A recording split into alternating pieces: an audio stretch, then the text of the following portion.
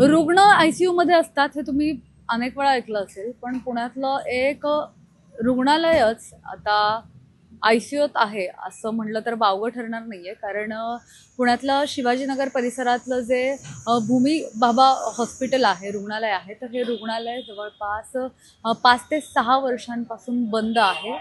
2017 मध्ये या हॉस्पिटलचं काम करायचं होतं, वेगवेगळ्या सुविधा द्यायच्या होत्या इथे असणाऱ्या नागरिकांना, रुग्णांना, आणि त्यामुळे यांच्याकडून ह्या रुग्णालयाचा कायापालट करायचा असं सांगून या रुग्णालयाचं कामाला सुरुवात केली. आणि 2017 नंतर हे काम 2019 पर्यंत होईल अशी माहिती त्यांनी दिलेली होती. मात्र अजूनही काम अपूर्ण आहे आणि जवळपास या भागात राहणारे 1 लाखाहून अधिक रुग्ण यांना या सेवेपासून बाजूला ठेवलं गेलेलं आहे. मी आता उभी आहे ज्या हॉस्पिटलच्या इथे, त्या इमारतीचं तुम्ही बघू शकता. तर याच इमारतीमध्ये ही सगळी सेवा दिली जाणार होती. मात्र ही सेवा आता दिली जात नाहीये, कारण इथे काम करणार होते आणि काम ते अजूनही झालेलं नाहीये. ही जी इमारत पाहताय, डॉक्टर होमी जे भाभा हॉस्पिटल, अगदी या इमारतीत आपण बघितलं तर अजूनही आतमध्ये सगळं काम जे आहे तर ते तसंच पडलेलं आहे. आणि खरं तर हजारो गरीब कुटुंबांसाठी किंवा कष्टकऱ्यांसाठी आणि मजुरांसाठी आशेचा किरण असणारा किंवा असायला हवी होती असं, पण दुर्दैवाने आज ही इमारत प्रशासनाच्या आणि लोकप्रतिनिधींच्या पोकळ आश्वासनाने खरं तर स्मारक बनून राहिली आहे असं म्हणलं तरी वावगं ठरणार नाहीये.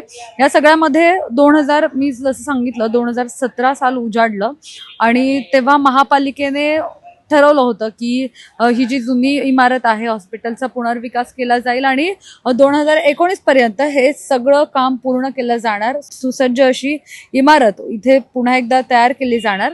मात्र आता तब्बल 9 वर्ष उलटली तरी हे हॉस्पिटल पूर्ण क्षमतेने अजूनही सुरू करण्यात आलेलं नाहीये. आपण जर बघितलं तर खिडक्यांमध्ये वगैरे हे सगळं सामान जे आहे तर ते ठेवलेलं पाहायला मिळत आहे. यासोबतच खाली हा जो फोटो आपण पाहिला तर याच्यामध्ये काय काय सुविधा इथे दिल्या जाणार त्याच्याबाबतचा एक पोस्टर लावलाय. MRI 2500 रुपयांमध्ये होणार, सोनोग्राफी 500 रुपयांमध्ये. मात्र हे अशा प्रकारचे फक्त पोस्टर्स यांनी इथे लावलेले आहेत. जर इथे प्रत्यक्षात पाहिलं तर अशी कुठलीही सुविधा इथे दिली जात नाहीये.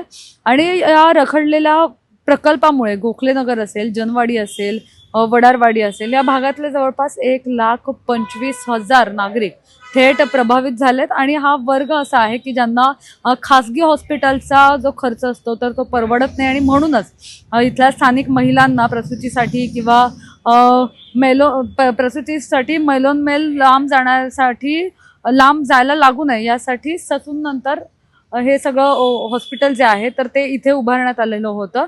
मात्र असं जरी असलं तरी आता जर आपण बघितलं तर हे प्रश्न असाच पडतो की हे काम नेमकं का रखडलंय. तर सूत्रांनी जी माहिती दिली आहे त्यानुसार कधी निधीची कमतरता सांगितली जाते, कधी प्रशासकीय मंजुरीबाबतचा विलंब, तर कधी इमारतीच्या मूळ प्लॅनमध्ये केलेले काही बदल.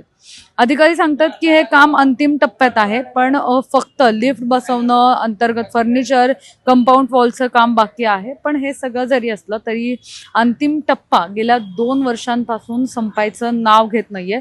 यावर विरोधी पक्ष नेत्यांकडून सुद्धा संताप व्यक्त केला गेला होता. आणि या सगळ्या बाबत आता सिविक मिररने जी बातमी आहे तर ती आपल्या वृत्तपत्रामध्ये, सिविक मिरर, पुणे टाइम्स मिररने आपल्या वृत्तपत्रामध्ये याबाबतची बातमी जी आहे तर ती प्रसिद्ध केलेली आहे. आणि त्यानंतर आता तरी हे सगळं हॉस्पिटल जे आहे तर ते इथल्या गोरगरीब रुग्णांसाठी सुरू होणार का असा प्रश्न सध्या उपस्थित होतोय.